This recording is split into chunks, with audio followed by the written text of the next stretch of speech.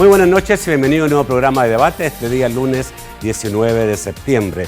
Están pasando cosas importantes en la Asamblea Legislativa, lo que tiene que ver con acuerdo fiscal, con lo que tiene que ver con una nueva ley que se quiere aprobar para mejorar, para hacer más expeditos los cobros tributarios y otras cosas que todos están enmarcados dentro de las finanzas del país. Esta noche vamos a conversar con dos diputados, uno del Partido Arena, otro del Partido FMLN, para ver cuáles son las posiciones en relación a estos temas. Antes saludamos, por supuesto, a la Central de Seguros y Fianzas, que hace posible este primer segmento de debate. Durante 30 años hemos consolidado nuestro liderazgo en fianzas. Somos expertos en seguro de personas, seguro de daños, fianza segura. Nuestro servicio es de calidad, ágil y oportuno. Alcancemos juntos nuestras metas, porque los salvadoreños no nos dejamos vencer. 3 décadas de desarrollo. La Central de Seguros y Fianzas. Por 30 años, su centro de confianza. Bueno, presento inmediatamente a mis invitados, el diputado Rolando Mata, diputado del Partido FMLN. Buenas noches, Rolando, bienvenido. Buenas noches, Nacho, es un gusto compartir contigo este foro sobre los temas quizás más acuciantes del país. También está con nosotros el diputado del Partido Arena, Juan Valiente. Buenas noches, diputado. Buenas noches, Nacho, un gusto estar con ustedes y compartir con el diputado Mata. Igual. Bueno, Juan está dejándose barba y van a ver ustedes el nuevo look en los próximos días. Todavía está saliendo recién, pero ya quizás se va a parecer. Un poco blanca. Se va a parecer a algunos de barba famosos. Algunos gurús. Que no soy yo. Bueno, voy a empezar con el proyecto de ley de cobro tributario y reformas al Código Tributario y Código Penal. Una discusión que está en la Asamblea Legislativa de hace bastantes, yo diría un par de meses. Es una reforma que tiende básicamente, o que el FMLN quiere, que el gobierno tenga una mayor disposición, que pueda agilizarse a través de la ley lo que son los cobros tributarios, que para algunos, digamos, tienen el problema que se enfrascan en una serie de apelaciones y estas apelaciones pueden durar años. Y según ha dicho el FMLN, esto algunos empresarios lo hacen a sabiendas que lo que están haciendo es ganar tiempo y no pagar. Pero este proyecto presentado por el partido FMLN no ha sido del agrado ni de la ANEP ni del Partido Arena, porque según dicen contiene un artículo que señala que el Estado va a poder ejecutar el cobro sin necesidad que la deuda haya alcanzado su firmeza judicial ni administrativa. Y esto es porque se va a poder embargar e incluso subastar el producto de ese embargo sin que esto esté firme en relación a si esa es exactamente el monto de la deuda adeudada, digamos, ¿cierto? Entonces, así está la cosa más o menos. Yo quiero al diputado Rolando Mata, que nos explique por qué es importante esta ley y cuáles son, cómo se pueden desvanecer los temores que tiene el Partido Arena. Gracias, Nacho, por poner este tema crucial, y más hoy en las condiciones en que está la economía hacendaria del país, en donde tiene muchos inconvenientes, le llamaría yo, unos generados por falta de apuestas de futuro de país y otras generadas por la misma estructura tributaria y también llamaría yo, en este caso por el tema que tenemos en este momento, por las ineficiencias que hay en el aparato del Estado para cobrar las deudas o las obligaciones del ciudadano con el fisco. Es a través de los tributos con los cuales se financian los programas, los servicios del Estado y obviamente van los recursos para las políticas, tanto para el área social como para el área económica, que permita desarrollar la economía y fortalecer los ingresos en general de la población. Aquí hay un problema en nuestro país de cómo está estructurado el cobro. Está muy fragmentado, participan varias instituciones que hacen ineficiente la labor del cobro. Y es que el cobro hacendario surge a partir de la declaración del contribuyente, ya sea a través del IVA, ya sea a través de la renta, principalmente los dos mecanismos. Una vez viene la declaración del contribuyente, aparece ya la obligación. Puede ser unos montos más, unos montos menos, eso lo confirma la revisión que hace el Ministerio de Hacienda. A partir de ahí ya está la obligación. Y se abre un periodo, la propuesta que se está haciendo, por cierto, Nacho, es propuesta del Ejecutivo y el FMLN la está apoyando porque consideramos que es justa, una medida que permite la modernización tributaria por una parte y por otro va a atacar eso que estamos hablando de la ineficiencia en el cobro, o sea, buscar la eficiencia. Entonces, a partir de estos 90 días que tiene plazo para pagar, prácticamente pasados los 90 días, si no honra su compromiso, entonces puede aparecer un ya mora. Es decir, cuando los tiempos se te venden... 90 días tiene para pagar, pero la persona puede decir... 90, en donde a partir de la fecha de que presenta su declaración, se revisa, se confirma o se baja o sube los montos obligados a pagar, y a partir de ahí viene ya la fase de cobro. ¿Ve? Un cobro que actualmente hoy tiene muchos recursos.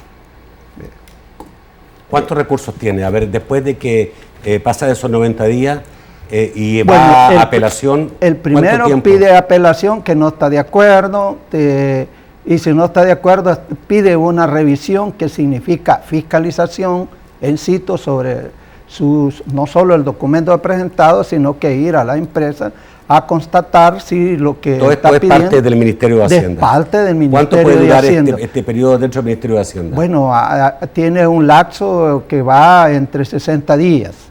60 días. Después de los 90. En lo real, sí, después de los 90. Y luego viene terminado eso, él puede recurrir, apelar para la DGI, la Dirección de Asuntos Internos. Ok, estamos hablando de que dentro de Hacienda tiene 5 meses. Y 5, después de esos 5 meses empieza una parte judicial en caso de que no haya acuerdo. Pide ahí, digamos que sigue con recursos. ¿Cuánto puede durar esa segunda parte? Bueno, de entrada son 8 meses solo en este proceso en el Ministerio de Hacienda. Y terminado, agotado eso, el Ministerio de Hacienda lo pasa a la Fiscalía, pero ya, si le confirma pues la obligación, ya para que vaya a los tribunales. Y actualmente la Fiscalía no lo lleva a los tribunales, sino que va a cobrar como agente de cobranza. Y eso se puede tardar años. Bueno, prescriben. Algunos prescriben por el tiempo, y no se ha hecho nada. Que no lo ejecuta la Fiscalía. A ver si quedamos aquí, Rolando, para ir con Juan. Y a ver, si pareciera claramente que hay un problema en esto, que no hay la eficacia, la ley no da la eficacia suficiente para que el cobro se pueda hacer en un tiempo determinado razonable, que da para mucho. Y no sé si tú compartes todo lo que ha dicho Rolando, que hay casos que llegan a prescribir en el tiempo porque al final nadie cobra.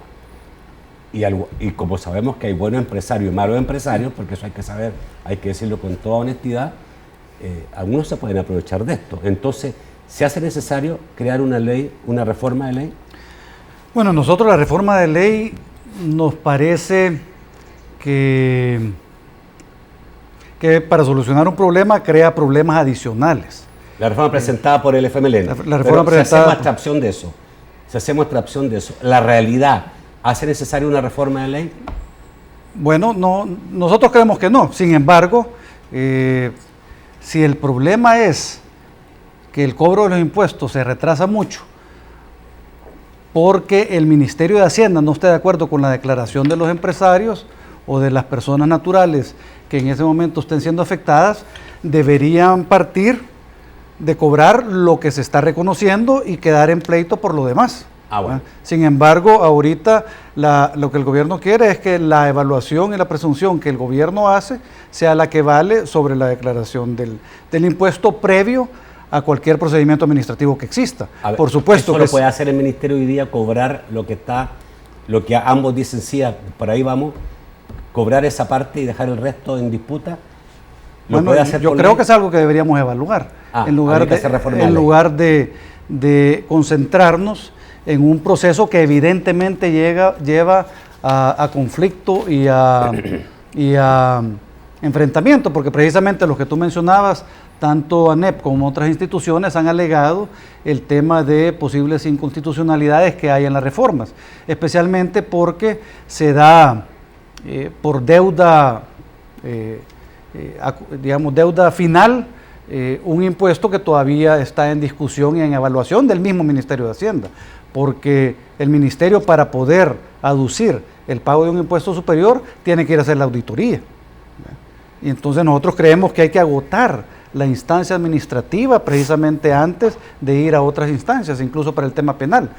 Lo mismo sucede en otras comisiones, que antes de agotar la instancia administrativa, por ejemplo en la ley contra la usura, hay una reforma que el FMLN ha propuesto que quiere ir directo a una acción penal previo a una acción administrativa, como es todo proceso, digamos, normal. Ok, pero ¿tú crees que la realidad merita una reforma?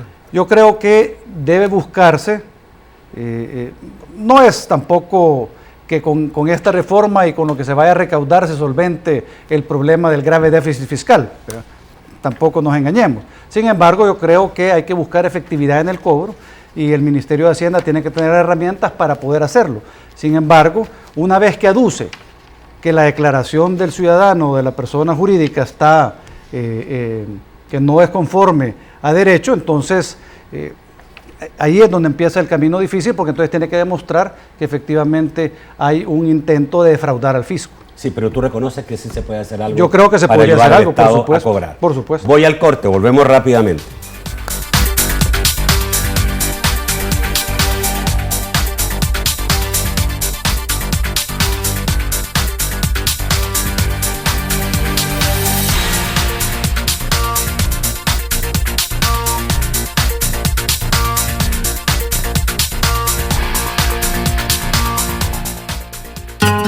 A simple vista es solo una computadora. Para Daniela es la ventana a un nuevo mundo que la conecta al futuro. Para algunos es solo un nuevo programa de educación en línea. Para Marta es su oportunidad de seguir estudiando. Muchos ven a un maestro en capacitación. Juan ve cómo va a mejorar la educación de nuestras niñas y niños. Para María, su hija no solo está jugando, está desarrollando su máximo potencial para su éxito en la vida. Con estos y otros programas estamos transformando el sistema educativo. Construyamos juntos un mejor futuro y una sociedad más segura, apostándole a la educación como una tarea de todos y todas. Ministerio de Educación. Lo has estado pidiendo por años. De todas las formas. A todo el mundo. Hoy volvemos más sólidos que nunca. Con el servicio que tú mereces, generando las soluciones que necesitas. Porque fuimos, somos y seremos tu banco. Banco Cuscatlán, tu banco, tu futuro. Ministerio de Educación, transformando el sistema educativo para un mejor futuro. Te invita a continuar con Debate con Nacho Castillo.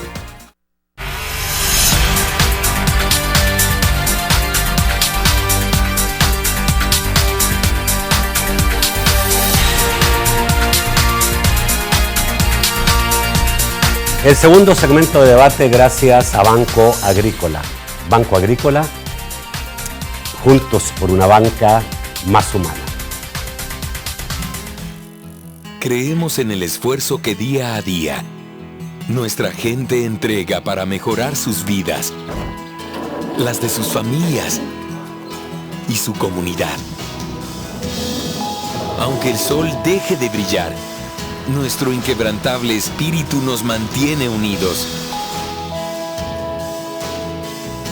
Porque juntos es como encontramos el verdadero valor de la vida y descubrimos que cuando aprendemos a cuidar al otro, a hacer lo correcto y a contribuir para que los demás tengan una vida mejor, es posible un mejor país. Banco Agrícola, juntos por una banca más humana. Bueno, gracias a Banco Agrícola estamos en este segmento. A ver, obviamente sí parece que es lógico que hay que ayudar a que el Estado tenga mayores posibilidades de cobro. Pero la reforma presentada por el Ejecutivo, que ha apoyado el partido FMLN, según he escuchado yo bastante, el artículo 30 dice que se puede ejecutar el cobro a través de un embargo sin que éste tenga exactamente ya alcanzado en firme cuánto es realmente la deuda. ¿Eso es así, Rolando? Mira, el artículo lo dice así, pero hay que correlacionarlo con los otros, con los anteriores. Y pero se lo dice así, entonces así, ¿no? Yo creo que el debate hay que ponerlo en objetividad. El proceso va en esta fase, la obligación en firme es a partir de la declaración que hace el contribuyente. Esa es la obligación que hay que cobrar. Pasado el periodo ese, entonces asiste ya el derecho de recurrir a la instancia de cobro. Y lo único que se está poniendo es que en ese periodo de cobro, que no lo ha hecho voluntario, entonces hay que buscar la coerción para que pague. Y en ese sentido, lo que se está planteando y lo habilita la ley, los principios constitucionales también, si no fuese posible hacerlo en el ámbito privado. Y hay pronunciamientos sobre eso por esta sala de lo constitucional. ¿En qué consiste esta fase el primer periodo le llaman persuasivo y en este segundo ya ir a cobrar es el ejecutivo? ¿En qué consiste? Ok, usted me debe, le llamamos, vea, aquí está. Si quiere hacemos plan de pago y si no, si usted considera que en este plan de pago es muy corto el tiempo que le probamos, pongamos más tiempo, pero denos algunas garantías. ¿Ve? Sencillamente, y puede ser diferentes garantías. Una vez establecido eso y se vence el tiempo, entonces ahí sí hay que ejecutar las garantías que ha propuesto. Todo esto en un debido proceso en el marco administrativo. Y por el monto que el empresario reconoció. Sí, exacto. Y en el momento en que él, digamos que él va a hacer a realizar o a buscar ejecutar la garantía, pero él no está de acuerdo, recurre ya a la instancia de apelaciones que se está planteando y ahí ya se para todo, cualquier proceso de embargo, hasta que aquí haya resolución en la instancia de apelaciones. Terminado eso, pues sí, ya a partir de ahí ya interviene la Fiscalía y los otros tribunales que están disponibles en ese proceso para el tributario. Como lo está diciendo Rolando, no es como pareciera que lo está interpretando la NEP y el Partido Arena.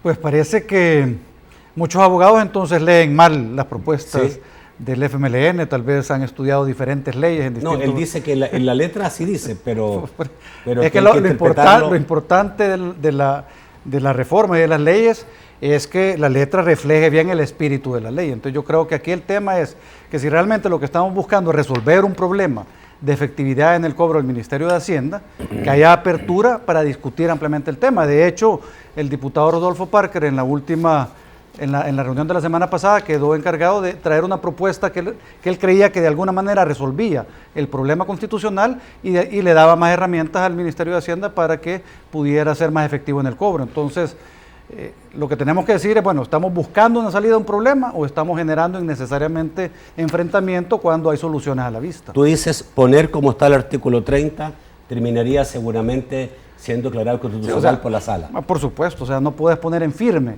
una deuda, incluso tener una orden ejecutiva de embargo, cuando realmente uno tiene potestad de asistir a un proceso de apelación. Creo que están claras las posiciones. Quiero preguntarle, creo que también este proyecto establece pena de cárcel de 6 meses a 3 años para aquellos que retengan el IVA, ¿ya? Que me parece muy bien.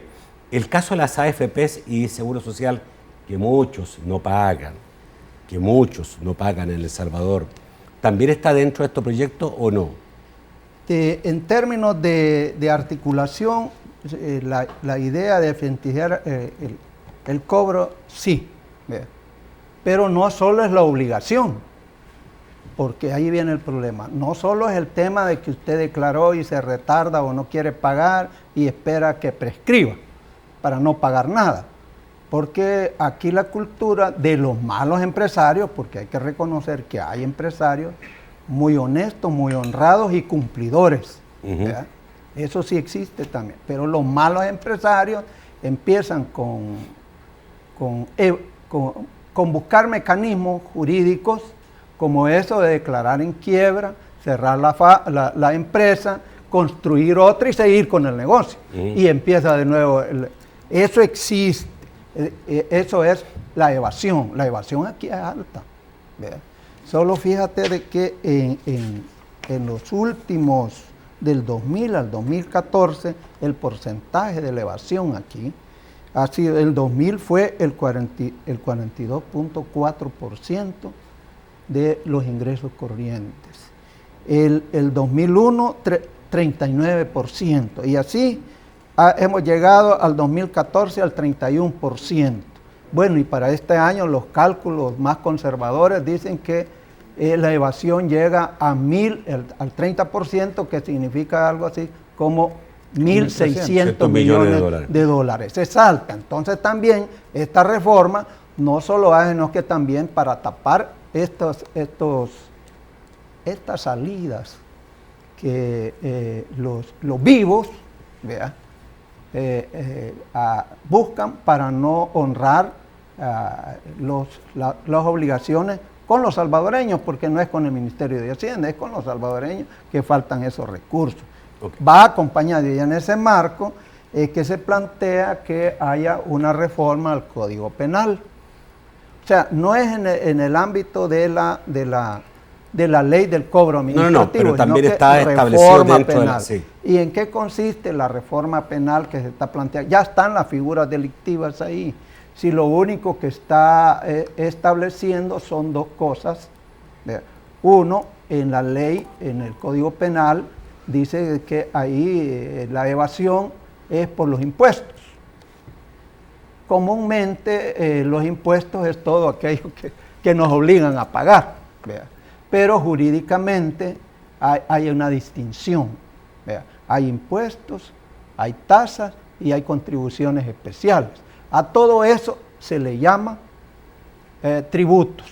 Entonces esa es la modificación de contenido. De meter ahora el Código Penal el tributo en general, no solamente el tributo en general, y ahí entra lo que tú planteabas, el IVA. Ahí ya está planteada la retención del IVA como delito penal, pero actualmente solo contempla multas.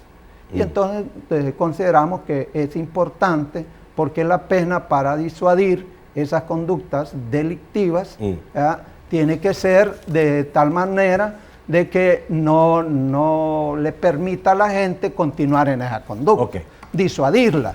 Entonces para eso se está planteando que aparte de las multas y obligarlo a que pague su obligación, que pueda tener penalidad de cárcel que normalmente va entre 3 a 6 años. ¿Solo por IVA o también entra ahí AFP, pago de AFP y por todos los tributos? En el caso de las AFP, también eso no afecta en sí a la hacienda como tal, pública. Pero afecta al trabajador. Afecta al trabajador. Igual que el seguro social. Exacto, afecta los servicios al trabajador y allí todavía debería de ser más fuerte la penalidad. Okay. Porque hay terceros muy afectados directamente. La institucionalidad funciona y los estados funcionan cuando la ley se cumple, pero la ley tiene los dientes para que se haga cumplir. Yo creo que realmente, Juan, vivimos en un país donde hay muchos que hacen el ojo pacho aquí, hay muchos trabajadores que aceptan trabajar sin seguro social, sin AFP. Claro, se arrepienten el día de mañana, pero ahí se crea un contubernio entre trabajadores y empresarios muy nefasto para el país y para la misma sociedad. Yo creo que es importante primero rescatar la máxima constitucional que dice que por deuda no hay cárcel. Entonces tenemos que garantizar que las legislaciones que se aprueben o se diseñen para luchar contra la evasión o para mejorar la efectividad del cobro en el Ministerio de Hacienda no caigan violando esta máxima constitucional. Segundo, es importante que tampoco paguen justos por los vivos, porque bien decía el diputado Mata, hay vivos que, bueno, también, ¿verdad? Pero no es correcto que hagamos pagar a una mayoría de justos por algunos vivos que hay. Entonces hay que diseñar debidamente las propuestas de ley precisamente para lograr el objetivo que uno busca. Y en el tema es claro, por ejemplo, el tema del seguro social, el tema de las AFP, que ese no es deuda, eso es apropiación indebida de fondos, sí, porque los recursos son de los trabajadores. Pero es muy usado. Bueno, pues precisamente en ese caso, para mí es un delito que es evidentemente robo, debería haber una sanción drástica para los que se hacen eso habitualmente. ¿Verdad? Puede ser, miren, en toda actividad humana puede haber errores, y probablemente errores porque no agregaron una incapacidad en la declaración del seguro y la agregaron hasta el mes siguiente, o porque no agregaron unas horas extras. A veces hay errores. Entonces, hay que garantizar que los que quieren hacer bien las cosas, a pesar de pequeños errores, puedan seguirlas haciendo bien.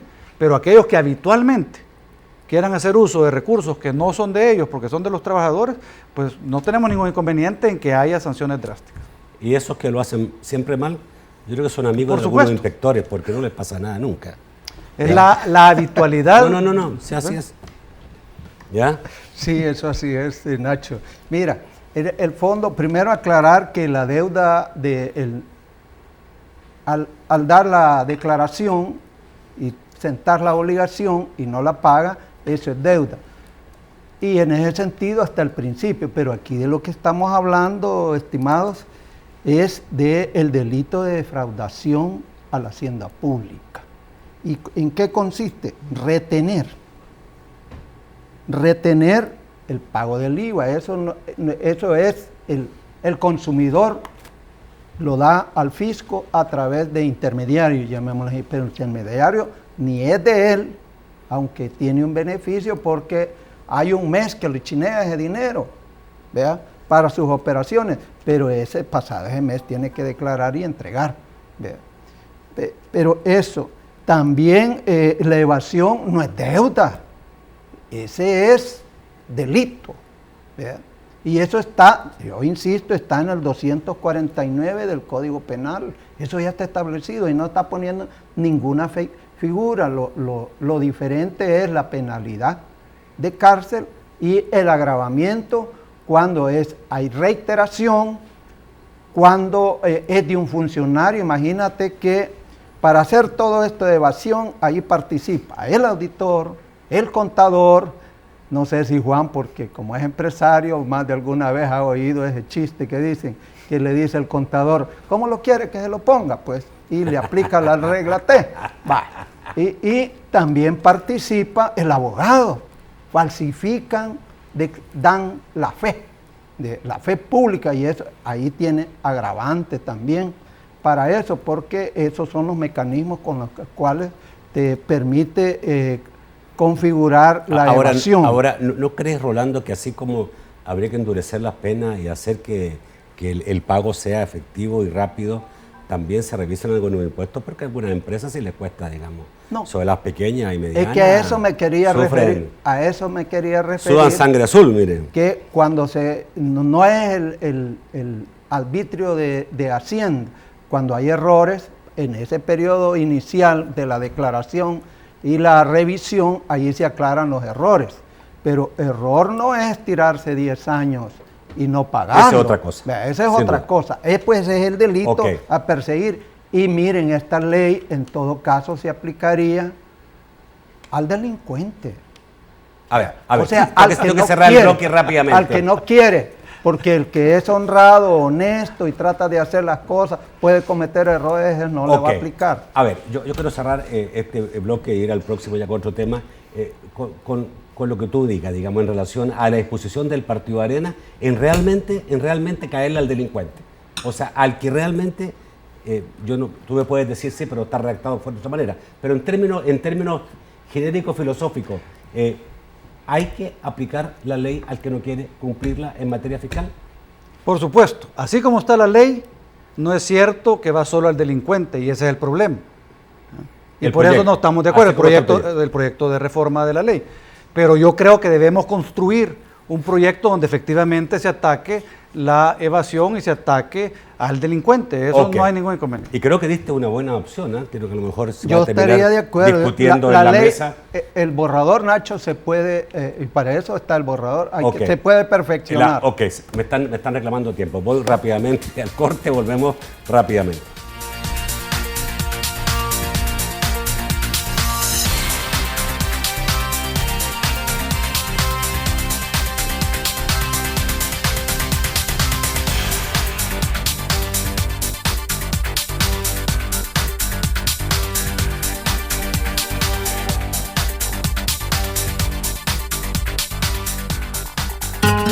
A simple vista es solo una computadora.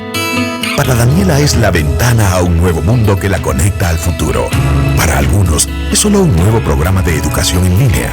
Para Marta es su oportunidad de seguir estudiando.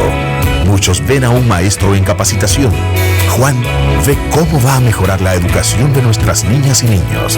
Para María, su hija no solo está jugando, está desarrollando su máximo potencial para su éxito en la vida. Con estos y otros programas estamos transformando el sistema educativo. Construyamos juntos un mejor futuro y una sociedad más segura, apostándole a la educación como una tarea de todos y todas. Ministerio de Educación. Porque la protección comienza en el hogar. Mi mamá y mi papá me han enseñado que nadie debe tocar mi cuerpo. Les pido permiso a mis papás para salir a jugar y siempre les digo a dónde voy y con quiénes estoy. Mis papás siempre trabajan mucho, por eso cumplo con mis deberes de la casa y de la escuela. Mi mamá me ha educado sin golpes y sin gritos y me ha enseñado que puedo confiar en ella. Mi familia se esfuerza y me apoya en mis estudios. Yo cumplo con mis deberes y saco buenas notas. Consejo Nacional de la Niñez y de la Adolescencia. Ministerio de Educación, transformando el sistema educativo para un mejor futuro. Te invita a continuar con Debate con Nacho Castillo.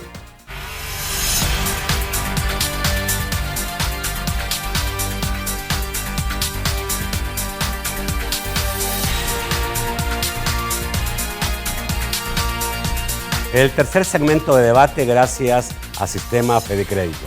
Con tus tarjetas de crédito del Sistema Fede Crédito, disfruta de las mejores ventajas. Ser la red financiera con mayor cobertura nacional significa que estamos ahí donde estás en todo momento. En el concierto, en el partido, en las pupusas, en los abrazos, en el mercado, en la clase, en el café. Y en cualquier lugar que necesites, tus cajas de crédito y bancos de los trabajadores del Sistema Fede Crédito te acompañan siempre. A la vuelta de la esquina, estamos donde tú debes estar. Sistema Fede Crédito. Queremos darte una mano. Bueno, otro tema que tengo es las declaraciones hoy día del secretario técnico de la presidencia, Roberto Lorenzana, que señaló que la falta de liderazgo en Arena impide hoy que se apruebe la ley de responsabilidad fiscal y con ello acordar llegar a un acuerdo entre los partidos para lo que es el pacto fiscal, que se llama.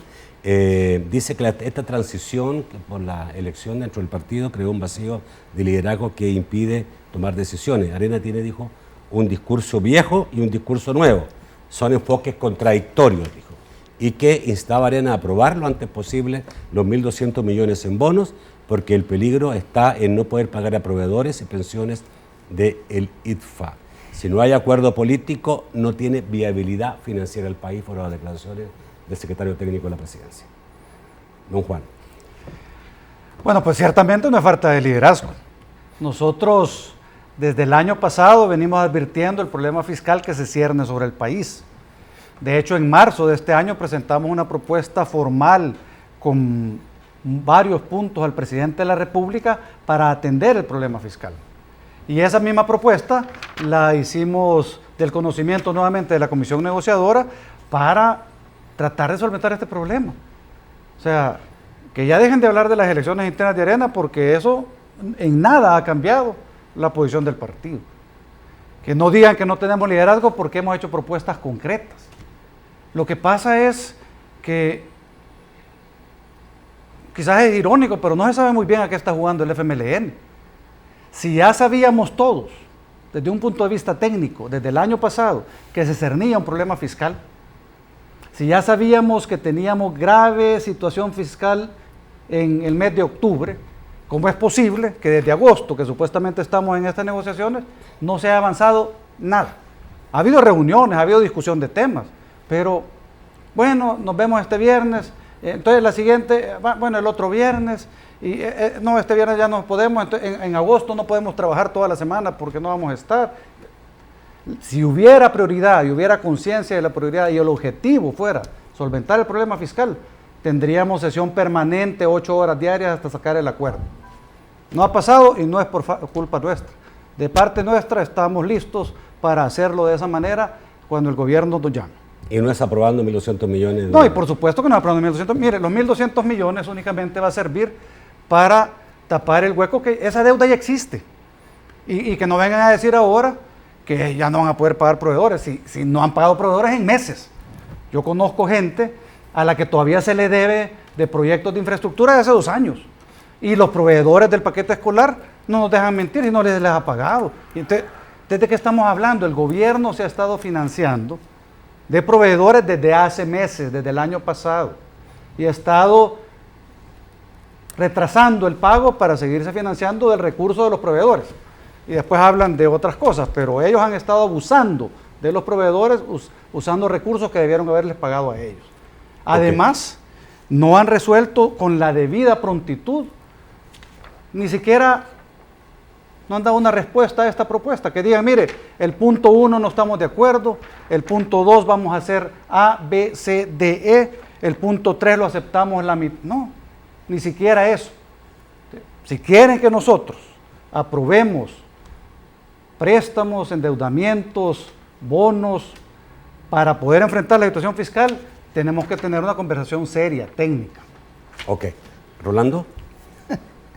Realmente no sé a qué se refiere el colega, vea, porque no sé si está hablando a título personal o está a título del partido, porque reuniones ha habido efectivamente y serias.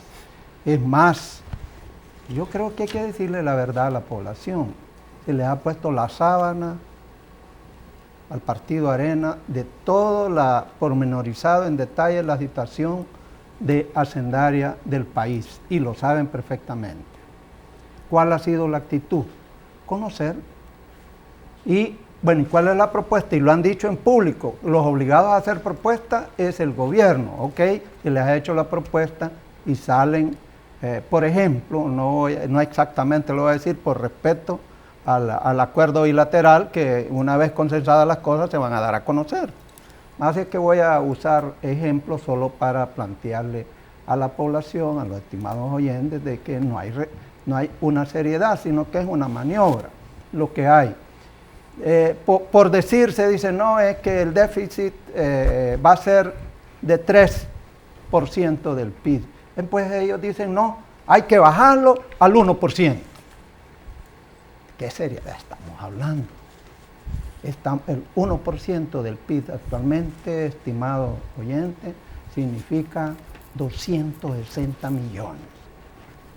Bajar 2 puntos significa ¿cuánto? Más de medio millón. Entonces, ¿a quién hay que quitárselo? Entonces, no están hablando seriamente. Otro ejemplo, nos dijeron, y lo dijeron porque también en la Comisión de Hacienda no lo dijeron, es que mientras esté el problema interno de las candidaturas, de las elecciones internas nuestras, no podemos decidir nada porque hoy se acuerda una cosa, más tarde lo cambian y allí también en el Parlamento no garantizamos cohesión y lo voy a decir francamente, y no queremos votar dividido. Es decir, que hay opiniones encontradas. Unos quieren honrar su responsabilidad ante el pueblo, en el sentido que han sido electos para resolver problemas de país y no resolver problemas de partido. Eso es, o de grupos patrocinadores de partido, del partido. Y otros dicen, hay que seguir eso porque se va a venir un colapso y entonces nosotros nos vamos a beneficiar de ese colapso. El FMLN la gente ya no le va a tener confianza y entonces nosotros vamos a regresar porque nosotros tenemos la experiencia y hay que reconocerla. Han administrado en 20 años, pero en 20 años hay casos, por ejemplo, de fraude en ANDA, fraude en el seguro, fraude en CEL, para no decir otro tipo de cosas que suman millones y millones. Que esos dineros, igual que las evasiones, provienen de prominentes empresarios que no honran con ética y obligación sus compromisos. Y hoy, ¿qué es lo que nos dicen? Bueno, nos habían dicho de que que deberíamos de consensar acuerdos sobre la aprobación de los 1.200 y paralelamente, o sea, en la misma sesión había que entender a aprobar la ley de responsabilidad fiscal. Ahí ha estado la discusión, técnicamente se ha avanzado. Al final dijeron, vamos a hacer propuestas, solo para hacer propuestas que son inviables financieramente. Y hoy, ¿qué es lo que nos dicen? Bueno, aquí hemos escuchado al colega. Dice. Bueno, y por cierto dijo que es posible que haya algunos que le deban dos años, ¿verdad? Es posible. No sé, él tiene información, yo no la tengo. Pero en todo caso, sí, yo tengo información que hay litigios que vienen desde los tiempos de Flores, porque las cosas que entregaron no sirven. No eran lo que el contrato dice, y eso está en litigio, y por supuesto no le han pagado. Voy con el diputado Valiente. Mira, realmente hay cosas que se han dicho que no son, para no decir palabras fuertes, no son exactas. ¿Bien? Nosotros no hemos pedido 2% del PIB de reducción para el año entrante. Nosotros lo que le hemos dicho es que tomen en serio las recomendaciones del Fondo Monetario Internacional, que ha pedido un ajuste del gasto en 3% del PIB, 1% por año en los siguientes 3 años. Serían 260 millones 2017, 2018, 2019. No es cierto que hemos dicho que vamos a dar los votos por 1.200 millones por la ley de responsabilidad fiscal. Hemos dicho que vamos a aprobar 1.200 millones en varios tramos, pero por varios compromisos, no únicamente la ley de responsabilidad fiscal. Y no es necesario aquí que nos pongamos a discutir quién tiene más casos emblemáticos de supuesta corrupción, porque yo cuando mencionó CEL creí que iba a hablar del Chaparral, pero realmente no hemos venido a eso. Hemos venido a solventar un problema grave y necesitamos una actitud conciliadora de diálogo. Y entonces, ¿qué es lo que sucede? Por ejemplo, veamos el caso de la Asamblea Legislativa.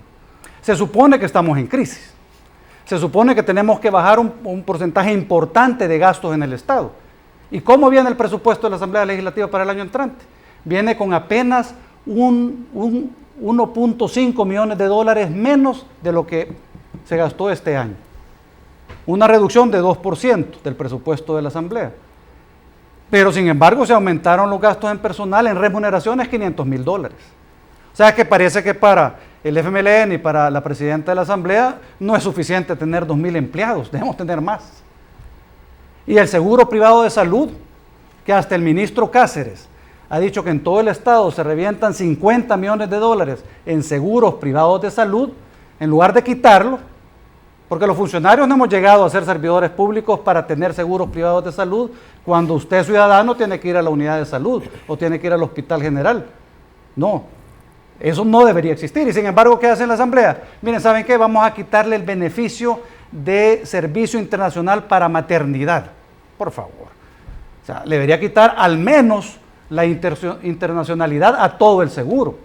Y le debería quitar el seguro dental, que eso ni en las mejores empresas del país se da seguro dental. Pero no, para los funcionarios seguro dental pagado por los impuestos. Entonces, no se ve que haya una actitud genuina de búsqueda de ahorros y de medidas de austeridad para lograr ese ahorro de 260 millones de dólares al año que está exigiendo el Fondo Monetario Internacional. Nosotros ciertamente hemos visto la situación global del país porque el gobierno nos ha presentado todos los datos. Lo único que falta es que nos hagan la propuesta. ¿Qué propone el gobierno de El Salvador hacer al respecto? Vamos a reducir esto, aquello, lo otro, vamos a aumentar esto, vamos a quitar este impuesto. No sabemos cuál es la propuesta. Sobre el corte, vamos rápidamente, volvemos con sus comentarios y sus preguntas.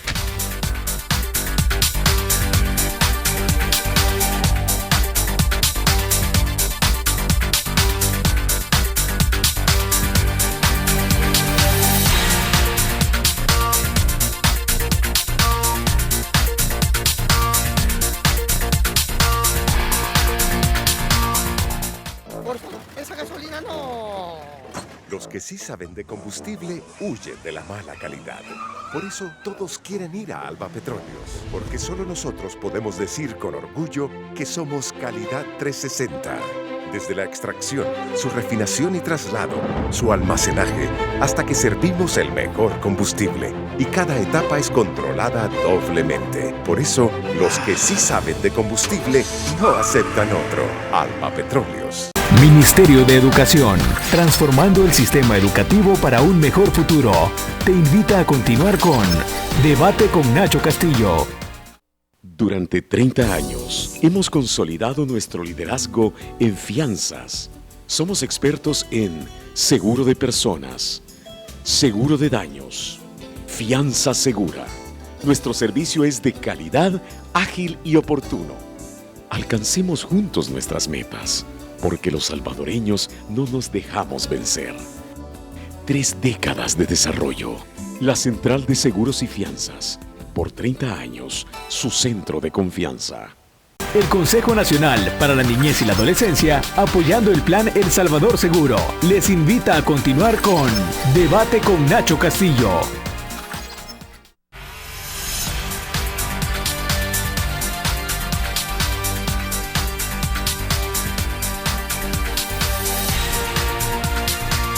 El último segmento de debate gracias a CEPA. Con la modernización de puertos y aeropuertos, CEPA impulsa el progreso de El Salvador.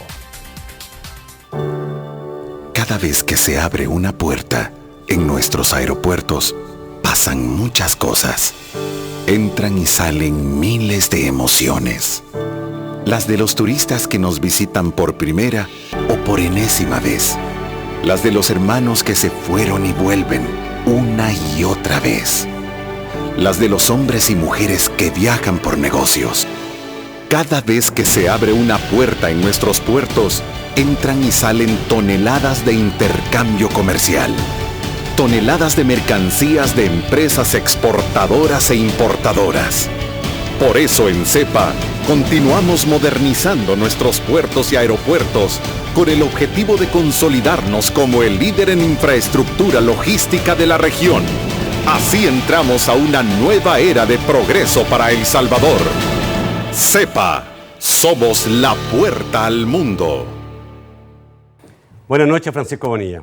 Un placer saludarles. Muy buenas noches. Comenzamos con Claudia de la O. Dice preguntar si el FMLN fue responsable de lo malo que haya hecho Arena gobernando, así como hoy el FMLN clama que su pésimo gobierno y fianzas, o más bien finanzas, es por Arena.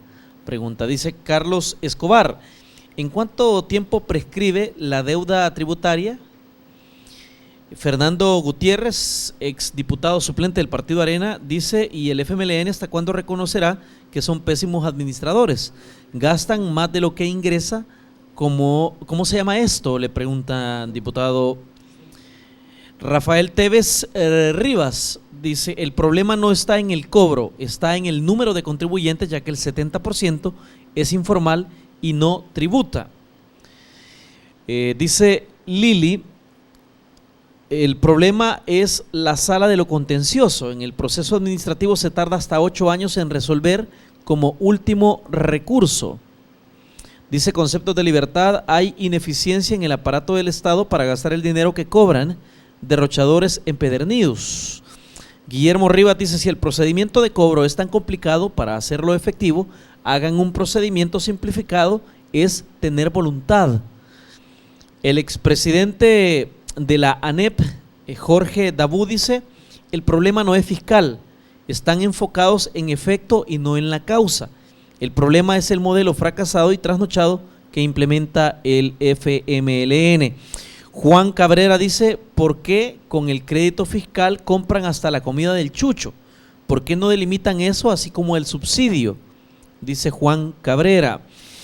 Carlos Castro dice, me parece correcto penalizar al evasor, pero fuera bueno que el gobierno ya no malgastara los impuestos. Molina, el diputado Mata, ¿podría explicar cómo se le aplicaría la ley al sector informal? Manuel Espinosa, incluyan en la reforma a aduanas e impuestos aduanales justos. Se paga hasta 40% del DAI, resta competencia. Matías Serrano, ¿cuál es el miedo a aplicar cárcel a los evasores? ¿O pasan como donaciones al partido Arena? Pregunta Matías Serrano. El economista y asesor de Funde y del Banco Mundial, Carlos Pérez, dice, señores, el acuerdo fiscal debe de ser transparente y entre más actores relevantes, no solo entre el FMLN y Arena. La diputada del partido Arena, Carla Hernández, dice, el gobierno se niega a apretarse el cincho. Mientras eso no suceda, no hay dinero para más endeudamiento. Y afirma en otro tuit, 108.5 millones del Chaparral, los gastitos de Funes, compra de licor en cepa. ¿Qué dice de esto el diputado Mata? Dice la diputada del partido Arena, Carla Hernández. Vamos al estudio para las respuestas. A ver, ¿quién quiere empezar? Por aludido debería empezar el FMLN. Bueno. Bueno. O sea que él no es representante del pueblo. No, hombre, es que hay mucho más comentarios. Está bien. Mire, yo creo que los participantes, la audiencia, abordan los temas importantes y las preguntas son cuestionadoras. Por ejemplo, hablan de que si hay responsabilidad de los partidos de Arena, porque del partido de Arena en la 20 administración, que por cierto dicen que no hay que hablar de eso, porque los problemas empiezan a partir de estos últimos 6 años, no antes. Y uno de los problemas hacendarios que tenemos es el alto costo que es pagar la deuda pública, de los préstamos que ha hecho Arena, que le erosiona la contribución, los ingresos al Estado, porque debe de pagar 9.093 millones del servicio de la deuda, incluido capital e intereses, y de eso más del 65% es la deuda que estamos pagando de lo que adquirió Arena. Y eso es un hoyo así de grande. Y luego hay que incorporar la deuda que hay que estar honrando, las pensiones mes a mes, y como la privatizaron, entonces no hay fuente de recursos para pagar las pensiones.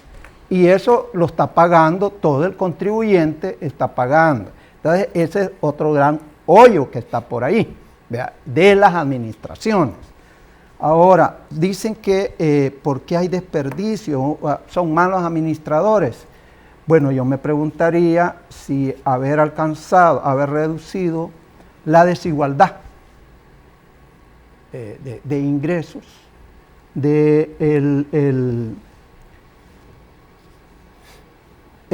10 puntos, en 4 puntos según el índice de Gini, ¿vea?, en los últimos años, eso es mala administración.